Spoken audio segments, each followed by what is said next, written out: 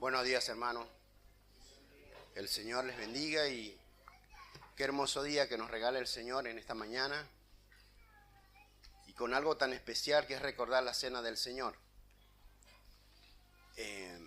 Quisiera darles una noticia, ¿no?, que me causó tristeza y a la vez una pregunta. A la vez me causó preguntas porque es ver la injusticia del mundo o cómo el hombre a través de las leyes puede tomar decisión por una vida, ¿no? Esto pasó en el año 1944. Me pasó un joven llamado George Steen. El 16 de junio de 1944, este joven estadounidense, afroamericano, se convirtió en el primer niño de 14 años de edad a ser condenado a la silla eléctrica. O sea, fue el primero y el último, porque después no pudo suceder más. Steen fue condenado por asesinato. Este joven fue acusado de haber asesinado a dos hermanas, una niña de 11 y una de 7. Pero ¿qué fue lo que hubo en esta acusación? Hubo una negligencia. Negligencia en la recaudación de evidencias, sino porque los policías que lo arrestaron a él eran policías blancos. Así que el juicio comienza el 24 de abril de ese mismo año. El juicio comenzó, escuchen bien, a las 12:30 del mediodía y fue deliberado, o sea, ya tomado sentencia a las 5 de la tarde. O sea, no hubo tiempo de que los jueces deliberaran nada, sino que de una vez, solo 10 minutos duró la discusión en condenar a este chico y fue acusado culpable. Fue condenado a una muerte terrible, que es la silla eléctrica. Pero ¿sabes qué? Yo veía esto injusto, ¿no? Y esto a través de esta injusticia, en el 2014, después de 70 años, una juez absolvió el caso y consideró que el chico era inocente. Era inocente porque no había prueba suficiente para condenarlo.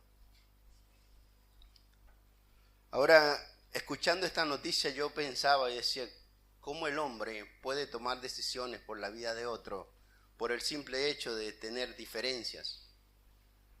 Pero no sé qué se te viene a la mente al escuchar estas noticias, o qué podrías comparar esta noticia con algo, con alguien. Vemos que las leyes humanas pueden decidir por la vida de una persona. Yo pensaba en Jesús, porque me tocaba predicar hoy en cuanto a la cuarta palabra que pronunció nuestro Señor Jesucristo en la cruz antes de morir. Vemos el carácter de Jesús, la virtud que tuvo Jesús al morir. ¿Sabe? Muchas veces nos ponemos a pensar, y sí, el mundo sabe la historia de la muerte de Cristo, pero ¿acaso comprende la muerte de Cristo? Podemos saber que sí, que fue crucificado, pero ¿comprendemos qué significó, qué implicó la muerte y la cruz de Cristo? Somos pocos, o el mundo allá afuera no conoce, porque la iglesia puede saber y conocer qué implicó la muerte de Cristo y por qué. Hoy día la gente sabe esta historia y la tiene como mito. Ahora, ¿qué significó? ¿O qué significa la resurrección? Muchos cuentan la historia. ¿Sabes? Cuando a Jesús lo crucificaron, los romanos ya habían crucificado más de 30,000 personas ahí donde crucificaron a Cristo. ¿Y por qué no se recuerda a estas personas? Bueno, Cristo es importante y hoy más que nunca. Pero ni siquiera se nombra un nombre de los que murieron en la cruz. Por eso, hoy me gustaría que fuéramos al libro de Mateo, En el capítulo 27, Jesús ahí en ese capítulo 27, en el versículo 46, va a pronunciar la cuarta palabra.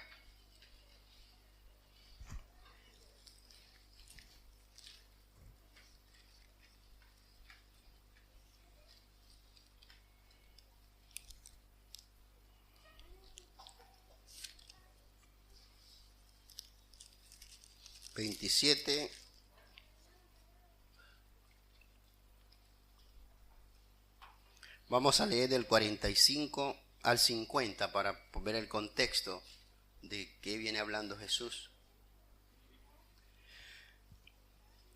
En la muerte de Cristo, si nos ponemos a ver, pasaron muchos eventos, ¿no? Si nos empezamos a leer el capítulo 27 del libro de Mateo, vamos a encontrar varios eventos que sucedieron antes de su muerte.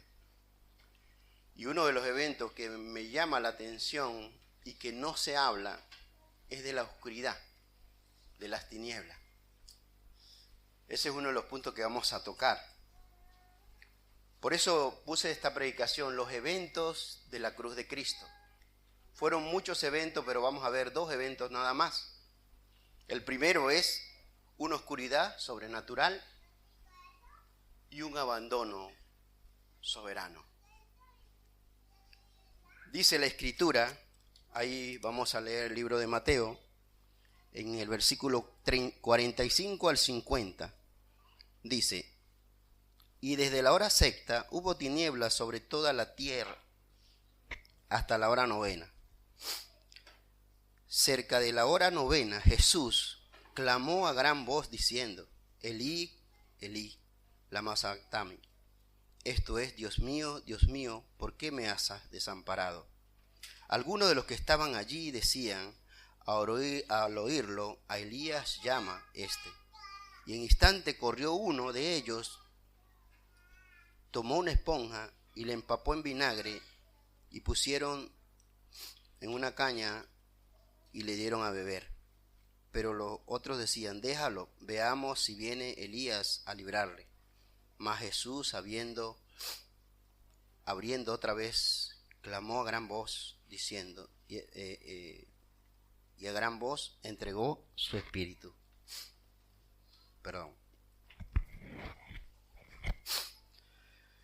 Bueno, si vemos aquí en la oscuridad sobrenatural, dice que la hora sexta hubo tinieblas sobre toda la tierra hasta la hora novena. Desde la hora sexta, es decir, desde las 12 del mediodía hasta las 3 de la tarde, hubo oscuridad sobre toda la tierra. El momento en que el sol, ese momento a la hora del mediodía, es donde el sol está en su esplendor. Imagínense, Marcos, ahí en el libro de Marcos 15:25, vamos un momento a Marcos 15:25, nos dice que Jesús no fue crucificado a las 12, sino que fue crucificado a las 9 de la mañana. Marcos 15,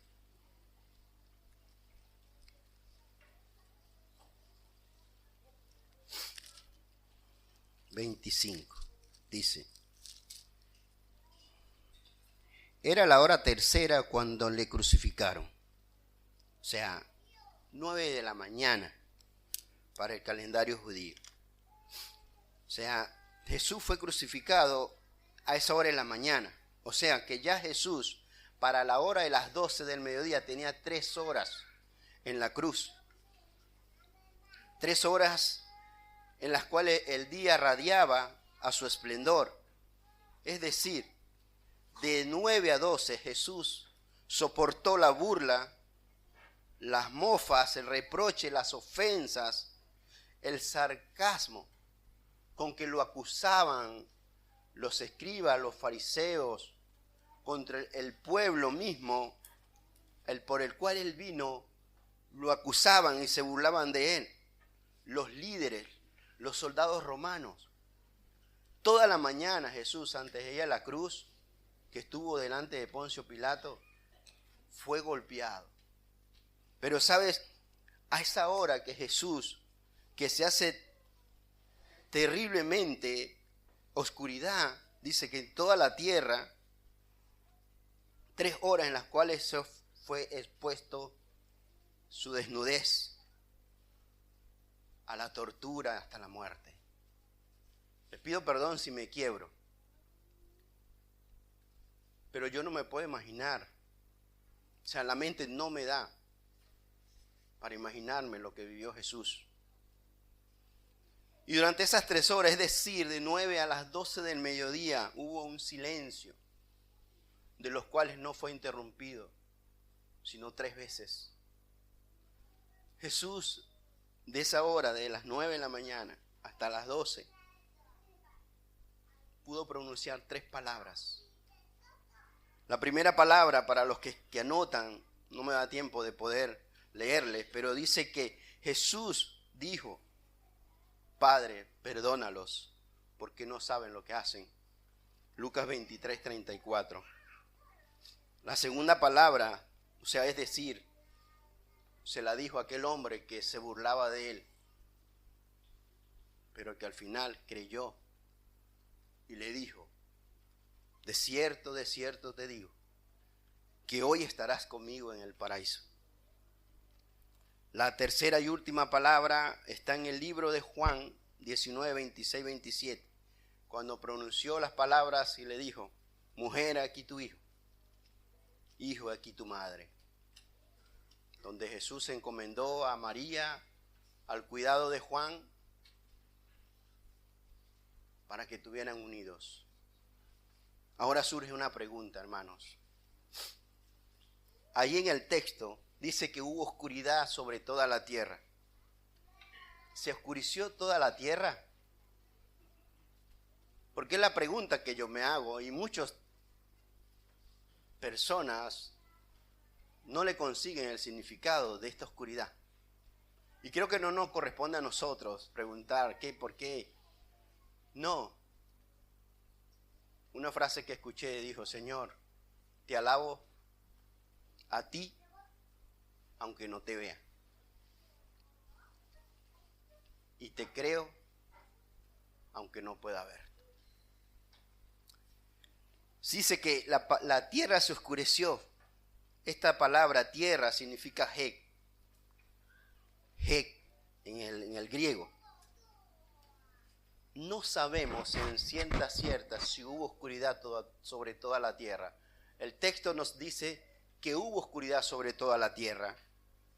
No sé si fue una oscuridad parcial en Jerusalén, en Palestina o sus alrededores, para mostrar Dios, porque esto fue un evento sobrenatural, un milagro sobrenatural en las cuales Jesús estaba en la cruz y Dios descargó la ira sobre su propio Hijo. La oscuridad significa juicio. Ahora, ¿hay algún evento donde la tierra se oscureció parcialmente en la Biblia? Sí, sí lo hay. Ahí en el libro de Éxodo, quienes vayamos al libro de Éxodo, dice que Dios oscureció la tierra de Egipto, justamente el territorio de Egipto. ¿Para qué? Para mostrar sus juicios sobre los egipcios. Otro evento que puede haber existido lo podemos ver en el libro de Jueces, en el capítulo 10, versículo 13. ¿Qué sucedió? Un evento sobrenatural donde Dios detiene el sol y la luna. Se detiene en Gabaón, cuando el pueblo de Israel peleaba con los enemigos. Otro evento que puede hablar del sol también es Segunda de Reyes 20, 9 al 11. Nos dice que Dios hizo el milagro de poner la sombra 10 grados hacia atrás. O sea, Dios en su soberanía puede hacer como quiere y le desea hacer en cuanto si hubo oscuridad en toda la tierra o no, si fue parcial o no. A nosotros creo que no nos corresponde preguntarle al menos que cuando estemos en su presencia Dios nos dé la oportunidad de decir, Señor, ¿qué se oscureció o no se oscureció? Pero ¿sabe qué es hermoso? Saber que Dios en su soberanía hace como Él quiere. Pensemos así. Ahora, ¿cuál fue el significado de la oscuridad para ese entonces? ¿Qué nos dice? ¿Sabe? Ningún escritor de la Biblia, yo no sé si alguien ha visto, ha hablado o ha enseñado que nos explique algo en cuanto a la oscuridad. Yo no lo he conseguido, pero como les decía, Dios es soberano y Él hace como quiere. En cuanto a lo que la oscuridad se refiere. Ahora vamos al segundo evento que sucedió, un abandono soberano. Y prestemos atención acá porque cuando digo un abandono soberano es porque Dios mismo le da la espalda a su propio hijo,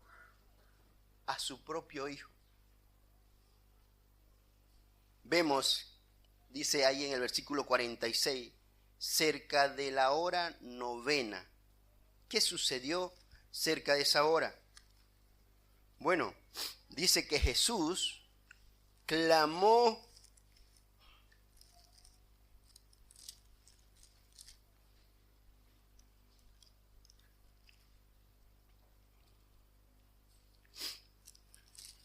perdón, se me perdió la página. Dice que cerca de la hora 9 Jesús clamó a gran voz diciendo, Elí, Elí, lama sabactani. Esto es, Dios mío, ¿por qué me has desamparado?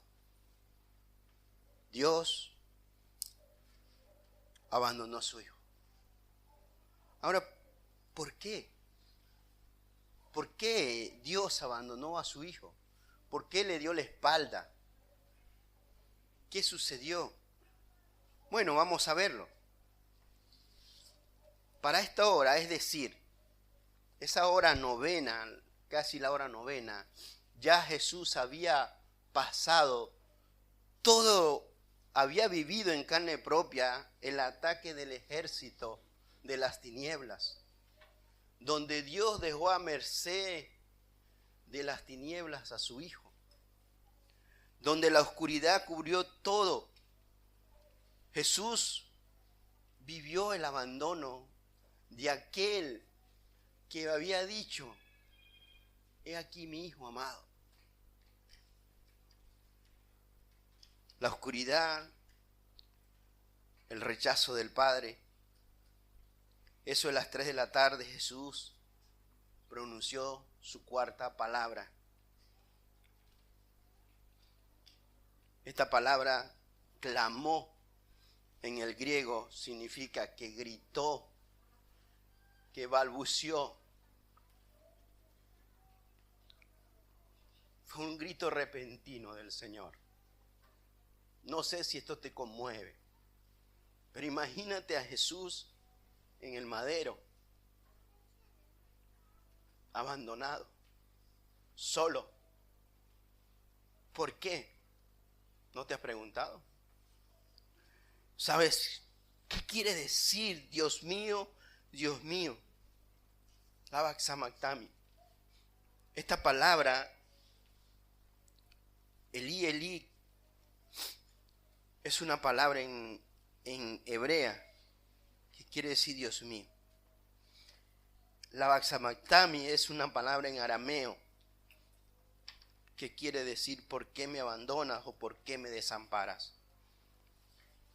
Cuando Jesús dijo lama sabactani, que significa ¿por qué me abandonaste?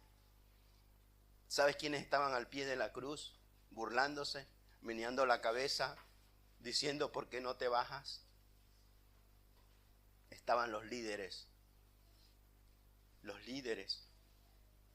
el pueblo, los soldados romanos. Ellos sabían lo que estaba diciendo Jesús, porque no estaba llamando a Elías.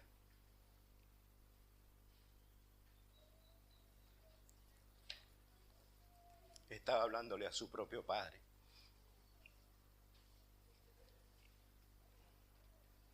¿Qué implicó el abandono de Cristo en la cruz? ¿Te has preguntado? Este milagro tiene un solo sentido, un evento sobrenatural e inexplicable para ti y para mí. No sé si para mí no me llega el entendimiento poder entender esto que pasó. No creo, no puedo entender humanamente. Pero sabes, la propia palabra de Dios te dice qué fue lo que pasó y por qué. ¿Por qué Dios se separó de su Hijo? ¿Por qué Dios le dio la espalda a su Hijo? Alguien dijo, Martín Lutero, que Martín Lutero se encerró para comprender este misterio y salió más confundido que como entró. Porque es un misterio que no podemos entenderlo. Jesús, ¿sabes por qué fue abandonado? Jesús fue abandonado porque cargó todo el pecado de la humanidad. Tu pecado, mi pecado, Jesús lo llevó en el madero.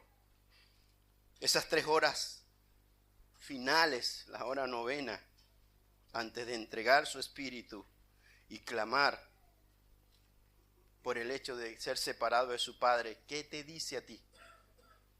¿Qué me dice a mí? Algo tiene que decirnos. Veamos qué nos dice. Vayamos un momento a Habacuc 1:13. Ahí está la respuesta, el por qué. Habacuc 1:13. Un varón que lo pueda leer.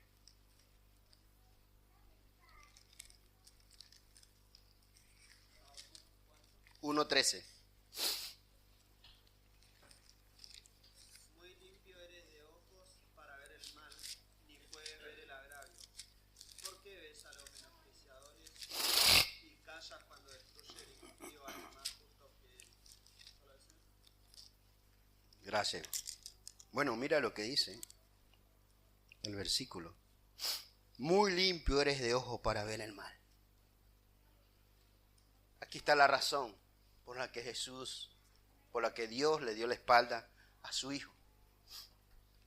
Dios es santo. Dios es limpio y puro.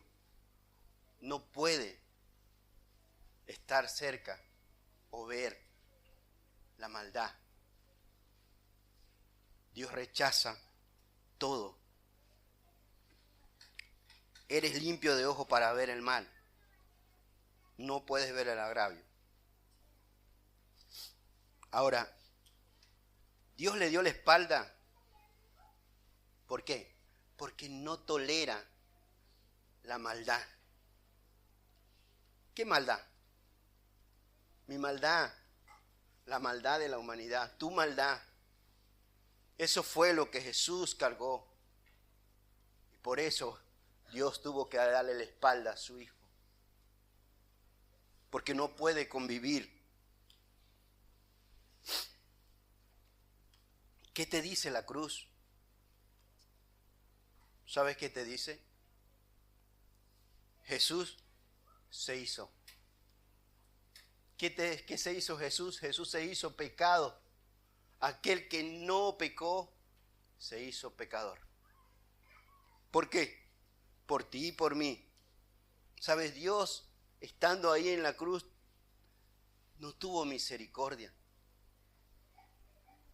Pero ¿sabes por qué? Porque su Hijo estaba hecho pecado de la humanidad.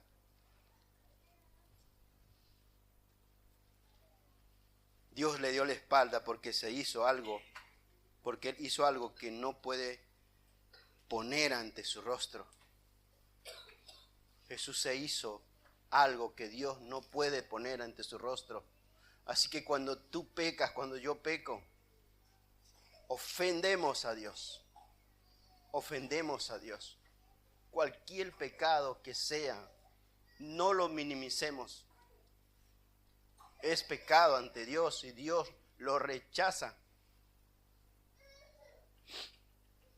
Ese pecado que cargó Jesús en la cruz por nosotros Isaías 53 dice que Él cargó nuestras transgresiones, que Él cargó nuestras enfermedades. ¿Y vos qué piensas hoy? Que la cruz fue un juego. Romanos 4:25, para los que anotan, dice que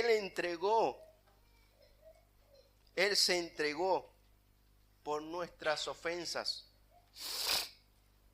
Primera de Corintios 15:3 dice que Jesús murió. ¿Quién murió? Jesús, por nuestros pecados.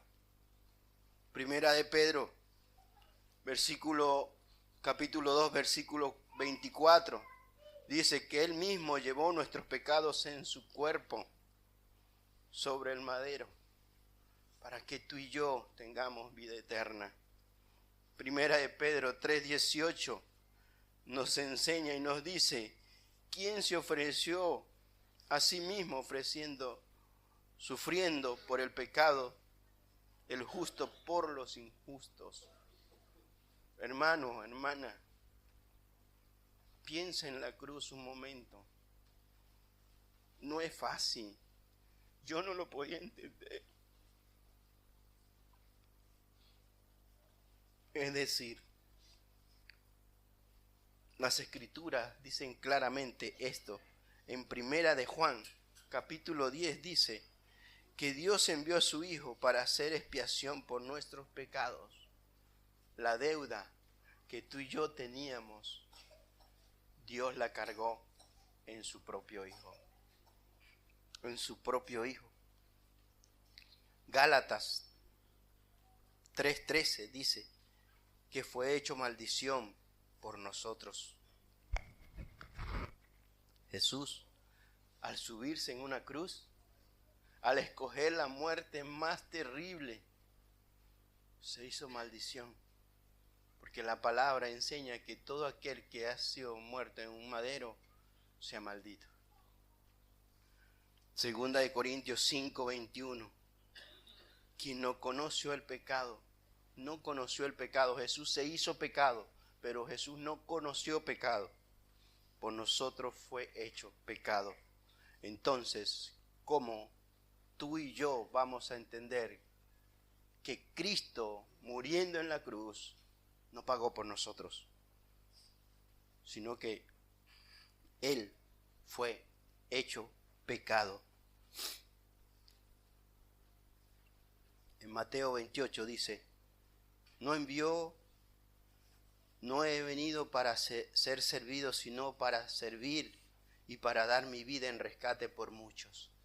Qué hermoso que Jesús te diga que Él no vino para que le sirva, sino a servirnos a nosotros y para dar su vida en rescate por muchos. Pero sabes, entendemos, nos da eso la mente para pensar en esto.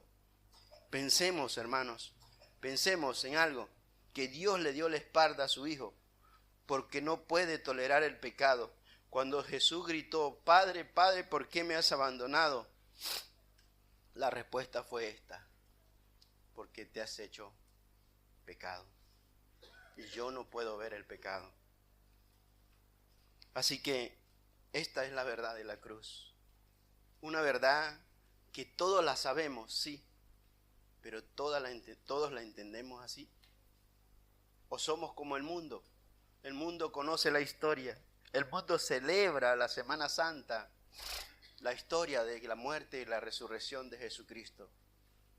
¿Podemos nosotros vivir así? ¿O entendemos la magnitud de lo que dicen los textos, en lo que enseña la palabra de Dios?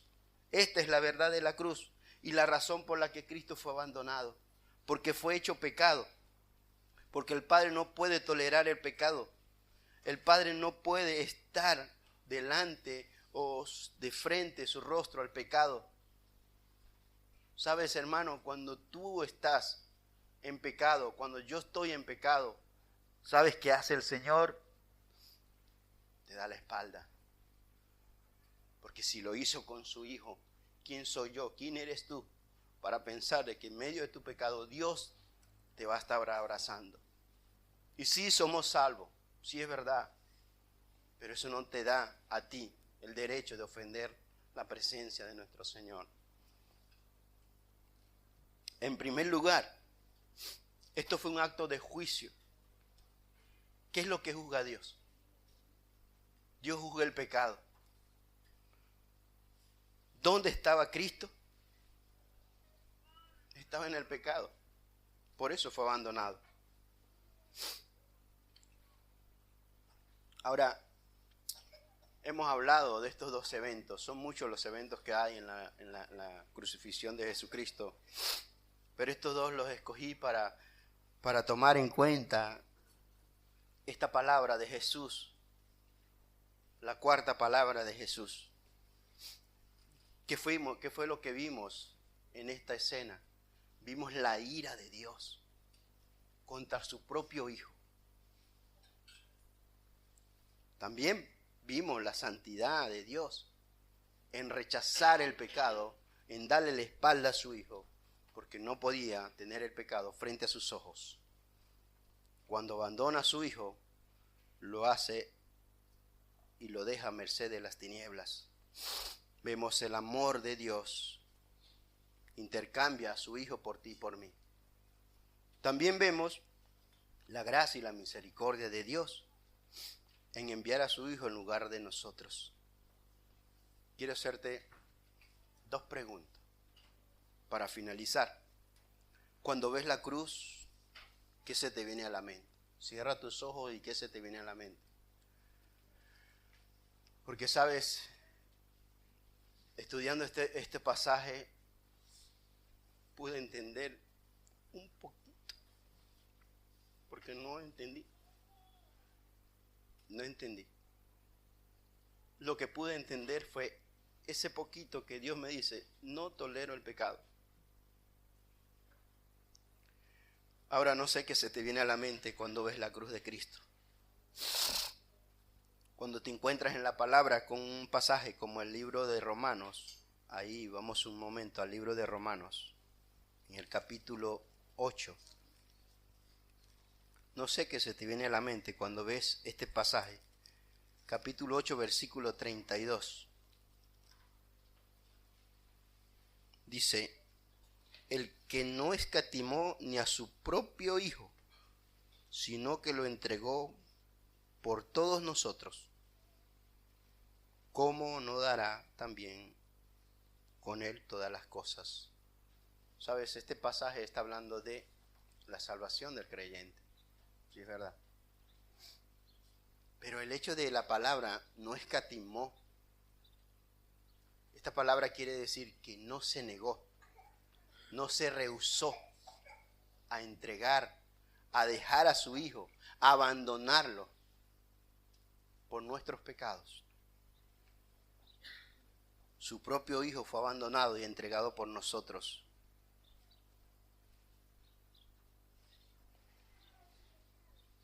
La idea de este pasaje, vamos a decir lo que es, que Dios mismo no se guardó a su Hijo, sino que hubo un sustituto por ti y por mí, y Él lo entregó a la muerte. ¿Lo entiendes? Dios entregó a la muerte a su Hijo. Dios no retuvo a su Hijo. Dios no lo reservó, Dios no se rehusó a darlo, sino que lo que más valoraba lo entregó por nosotros. Si Dios hizo esto, ¿qué estás dispuesto a hacer? ¿Qué estás dispuesto a hacer hoy? Por ese Dios que hoy hacemos honor a Cristo en su muerte. Hoy recordamos la cena del Señor.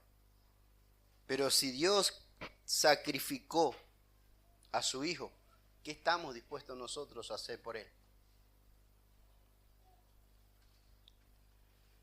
¿Sabes? todas las demás cosas que habla el texto se refiere a nuestra salvación. Y no sé si tú hoy, hermano, has pensado en la cruz, has meditado en la cruz. Yo doy gracias a Dios que me permitió esto hoy, porque yo no medité en la cruz y hoy puedo hacerlo. Hoy puedo ver el texto que dice que Dios no escatimó, que Dios no se negó, que Dios no rehusó, que Dios no se quedó con su Hijo, sino que lo entregó por todos nosotros. Oremos. Querido Dios y Padre, te damos gracias por esta mañana. Gracias, Señor, porque tú nos has enseñado, tú nos has dado el verdadero significado, Señor, de por qué el abandono de tu Hijo en la cruz, de por qué le diste la espalda, y fue por el pecado, Señor. Gracias, tus ojos, Señor, no toleran el mal. Tus ojos, Señor, no comparten el mal, Señor. Así que hoy te pido por mis hermanos y te pido por mí, para que tu gracia nos abrace, Señor, y que nos des la gracia para entender el significado de la cruz. Oramos, Señor. Ponemos este tiempo en tus manos, en el nombre de Jesucristo, nuestro Salvador. Amén.